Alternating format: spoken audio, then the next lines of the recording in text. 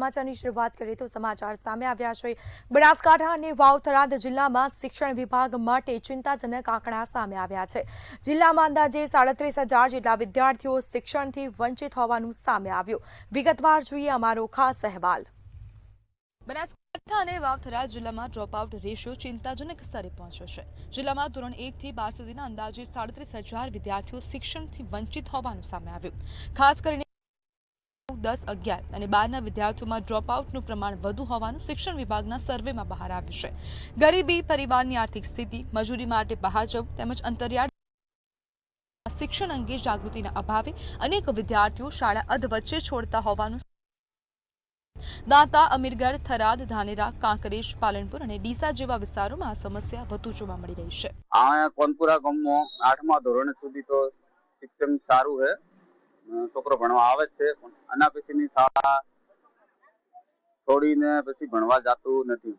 કયા કારણસર મજૂરી જાય છે, કોઈ કારણસર વાલી ટાઈમસર મોકલતા નથી, એના કારણે છોકરું ભણવા જતું નથી। ગામ લોકોના આગેવાન થઈને બધા છોકરોનો વ્યવસ્થા આપવી અમારી બધાની। આજે અમારા જિલ્લા પ્રાથમિક શિક્ષણાધિકારી સાહેબ શ્રી દ્વારા અહીંયા મીટિંગ કરવામાં આવી। ડ્રોપઆઉટ બાળકો મિશન મોડ અનુસંધાને અમારી શાળામાં જે બાળકો ડ્રોપઆઉટ છે એમને પાછા શાળામાં લાવવા માટેના પ્રયાસો કરવામાં આવ્યા, વાલીઓને સમજાવવામાં આવ્યા અને 100% બાળકો પાછા પુનઃ પ્રવેશ મેળવે એ દિશામાં પ્રયાસો કરવામાં આવ્યા છે। જે બાળકો ધોરણ 1 થી 12માં ડ્રોપઆઉટ થયેલા છે, આ બાળકો ડ્રોપઆઉટ હોય યા ટૂંકા ગાળા માટે ડ્રોપઆઉટ થયેલા હોય, આ બધા જ બાળકોને પુનઃ શાળામાં લાવવા માટે શિક્ષણ વિભાગ દ્વારા બેક ટુ સ્કૂલ મિશનની શરૂઆત કરવામાં આવી છે।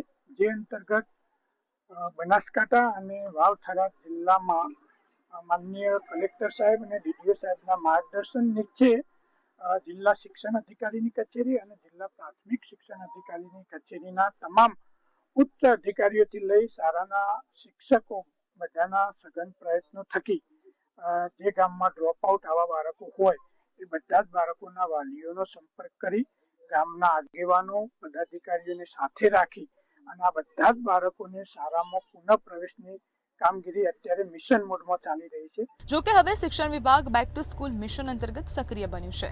જિલ્લાના શિક્ષણ અધિકારીઓ, શિક્ષકો અને કર્મચારીઓ ગામે ગામ જઈને ડ્રોપઆઉટ વિદ્યાર્થીઓને ફરી શાળામાં પ્રવેશ આપવા માટે પ્રયાસ કરી રહ્યા છે।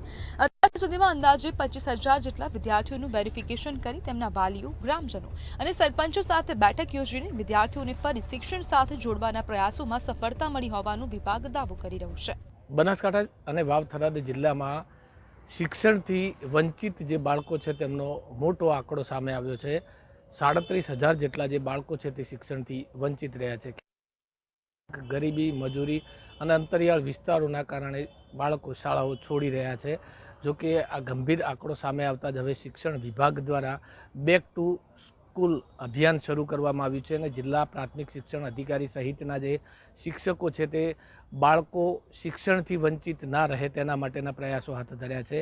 દરેક ગામડાઓમાં ફરી, અંતરિયાળ વિસ્તારોમાં ફરી ગામના સરપંચ, વાલીઓ સાથે તેઓ ચર્ચાઓ શરૂ કરી છે અને વિદ્યાર્થીઓ પરત શાળામાં આવે અને શિક્ષણથી વંચિત ના રહે તે માટેના હવે શિક્ષણ વિભાગ દ્વારા પ્રયાસો હાથ ધરવામાં આવે છે। જો કે મહત્ત્વની વાત એ છે કે આ બંને જિલ્લામાં 37,000 જેટલા જે વિદ્યાર્થીઓ છે તે શિક્ષણથી વંચિત હોવાનો જે આંકડો સામે આવે છે તેને લઈ અને શિક્ષણ વિભાગ સફાળું જાગ્યું છે અને શિક્ષણ વિભાગ દ્વારા વિદ્યાર્થીઓ પરત શાળામાં આવી અને શિક્ષણથી વંચિત ના રહે તે માટેના પ્રયાસો હાથ ધરવામાં આવ્યા છે। રમેશ પટેલ, મંતવ્ય ન્યૂઝ, બનાસકાંઠા।